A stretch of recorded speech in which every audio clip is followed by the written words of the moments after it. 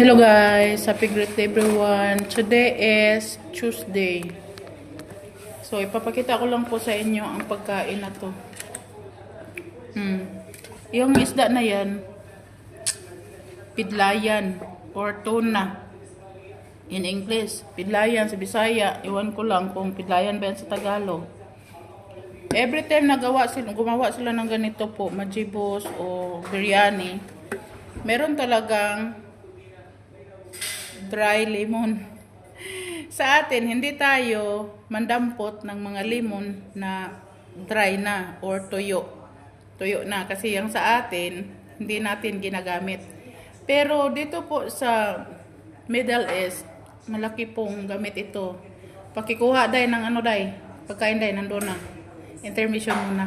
Kasi kukunin ng kasama ko yung pagkain hinaatid Meron dito. So, ito po ang ginagamit dito na pampaasim ng pagkain. Yung dry lemon. Nag-intermission ako kasi kukunin niya yung ibang pagkain na hinapid.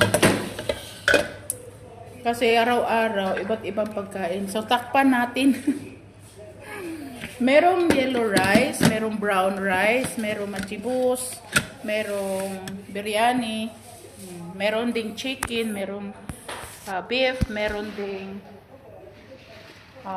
isda. Pero ito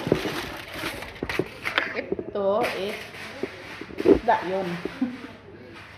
Dito tayo sa sweet potato. Sa Bisaya ay kamuti. Sa Tagalog is kamuti. O, diba? Ginigrilled. I think parang siyang gi-steam bago siya ginigrilled. Kasi kung idaritso mo ng grill dyan, itim, di ba? Pero kulay orange siya So, I think nilagay mo na siya sa steam bago siya nilagay sa oven.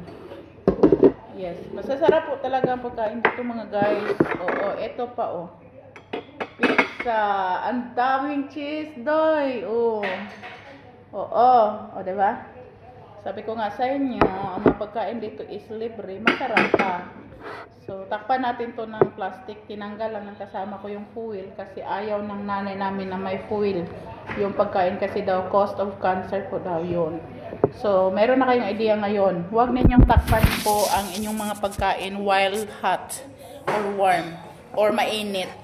Kung mainit pa po siya, huwag ninyong takpan ng foil.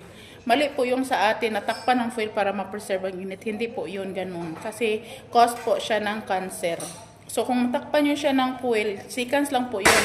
In how many minutes, tanggalin nyo na talaga. Huwag nyo editin ng malaking or mahabang oras. So takpan lang natin to ng plastic mamaya. Okay? So yan lang muna sa araw na to. Thank you so much for all my viewers, followers. Kahit hindi kita followers, basta viewers kita. I love you. Bye-bye.